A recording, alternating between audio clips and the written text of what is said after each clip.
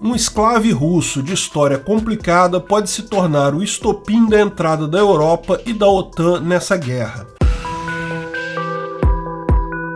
Este é o Visão Libertária, sua fonte de informações descentralizadas e distribuídas. Kaliningrado é uma cidade portuária russa localizada no enclave russo do mesmo nome. Um enclave é um pedaço de um país que não tem ligação direta com a parte principal do país. Embora pareça algo improvável e o Brasil não tenha nenhum enclave a nível nacional, é relativamente comum em outros lugares, particularmente em regiões onde guerras passadas tornaram o processo de negociação e delimitação de fronteiras algo delicado. Por exemplo, a fronteira entre a Holanda e a Bélgica existem inúmeros enclaves de parte a parte. Alguns casos, apenas uma casa. Felizmente, com ambos os países fazendo parte da comunidade europeia, isso se torna quase uma curiosidade apenas, mais do que qualquer outra coisa. Em outros locais do mundo, a coisa é mais complicada. Sim, e só por curiosidade, existem alguns poucos municípios brasileiros que contêm enclaves, ou seja,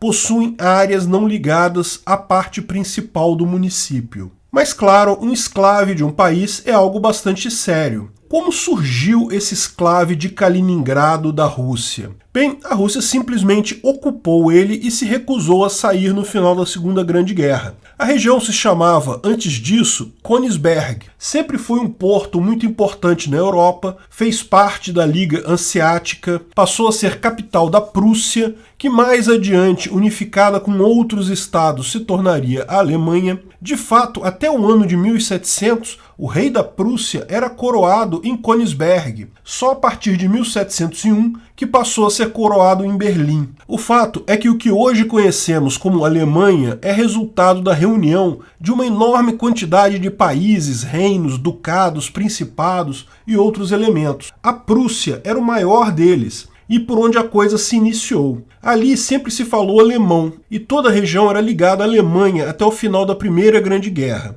No final da Primeira Grande Guerra, a Polônia retomou territórios na região de Gdansk, tornando a região de Königsberg um enclave alemão. Isso sempre foi um problema para a Alemanha, posto que uma das suas principais cidades agora requeria passagem por terra estrangeira. E esse foi um dos motivos que levou Hitler a iniciar sua terrível guerra de anexação de territórios, exatamente começando pela Polônia. Anexando parte significativa da Polônia no início da guerra, Königsberg voltou a estar no território alemão contínuo. Ao final da Segunda Grande Guerra, porém, toda a área havia sido liberada pelos exércitos soviéticos. Quando os aliados se sentaram para negociar a divisão da Alemanha após a Segunda Grande Guerra, a Rússia disse que não abriria mão de Königsberg, que, apesar de não ter nenhuma relação histórica com a cidade, nenhum motivo para reclamá-la para si, ela passaria a fazer parte da Rússia. Inclusive trocou o nome para Kaliningrado,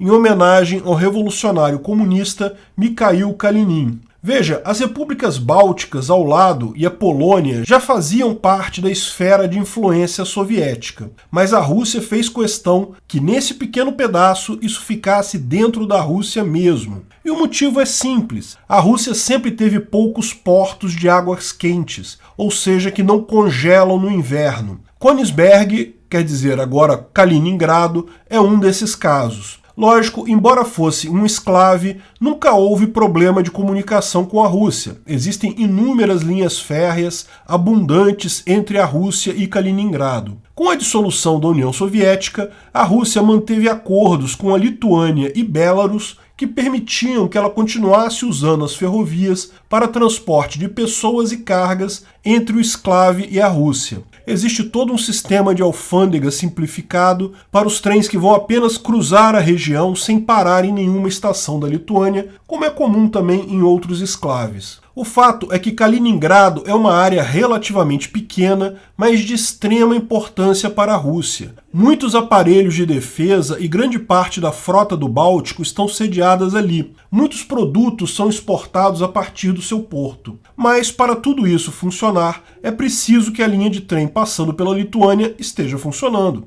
A questão é que, com o fechamento da 6ª rodada de sanções contra a Rússia, a Lituânia fechou a passagem por suas ferrovias para todos os produtos sancionados pela Comunidade Europeia. A Lituânia manteve o trânsito livre para todas as cargas não sancionadas e para pessoas. Isso causou problemas significativos em Kaliningrado. Ainda não há falta de produtos, mas muitas pessoas já começaram a fazer compras em excesso com medo de faltarem produtos. E só com isso já é possível que alguns produtos comecem a faltar. A Rússia, lógico, não ficou satisfeita, isso era de se imaginar. Alegou que existe um tratado assinado pelos países garantindo livre trânsito nas ferrovias na região e que a Rússia só aceitou a independência da Lituânia porque ela assinou esse tratado. Russos mais exaltados lembraram da chamada Passagem de Suwałki, um trecho de alguns quilômetros dentro do território da Polônia e da Lituânia que chegou a ser cogitado como território russo na época da negociação para permitir exatamente essa passagem entre Belarus e Kaliningrado. Outros russos mais exaltados ainda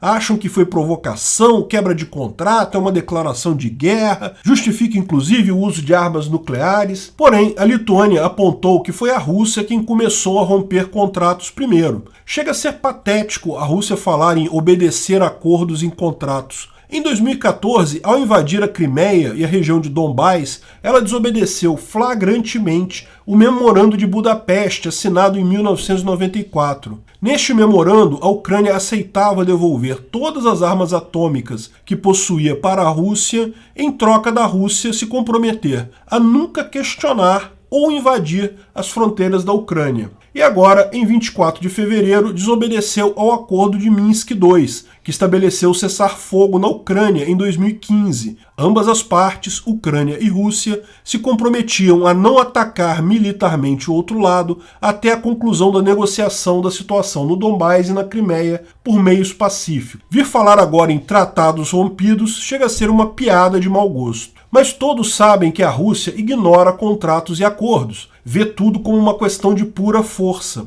E o ponto agora é esse. A Lituânia e a Polônia são países membros efetivos da OTAN. Portanto, qualquer ataque ou mera ameaça de ataque obriga todos os demais países da OTAN a declarar guerra ao país atacante. Além disso, como o motivo é uma decisão da própria Comunidade Europeia, mesmo os países europeus não membros da OTAN vão ter que comprar essa briga. Caso a Rússia tenha alguma dúvida, isso inclui países bastante críticos para a Rússia, como a Turquia e a Dinamarca, países que, fechando seus estreitos, a Rússia fica sem nenhum porto de água quente no Ocidente. Sim, a entrada da Europa e da OTAN, estamos falando na Terceira Guerra Mundial. A Rússia, que com toda a sua força militar e reservas alocadas não consegue sequer avançar na Ucrânia, vai querer comprar guerra com a OTAN? Eu não creio. Se resolver fazer isso, pelo menos sabemos que o desfecho não será demorado. Pouco provável que o regime de Moscou sobreviva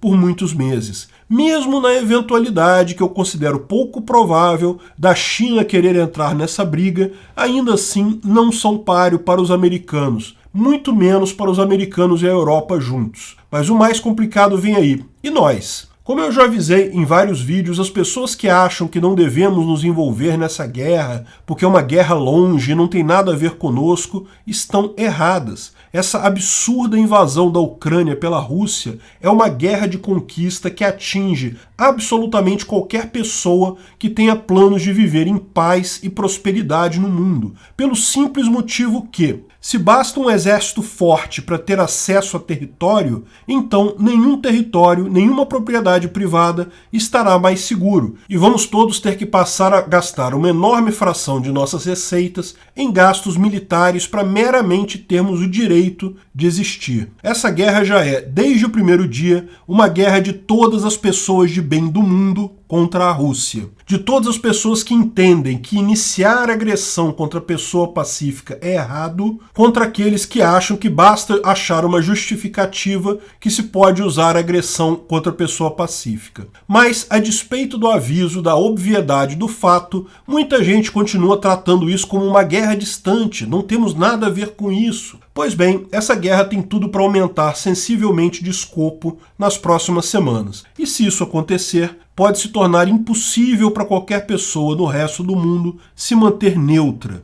Não vai ser mais apenas uma questão de fraqueza ética que definirá as pessoas que não querem se meter ou condenar o abuso russo. Vai ser uma questão material. Se preparem. Apesar disso, eu acho mais provável o Putin galinhar e não fazer nada no que tange a Lituânia. É o que fazem todos os covardes quando encontram alguém mais forte do que eles.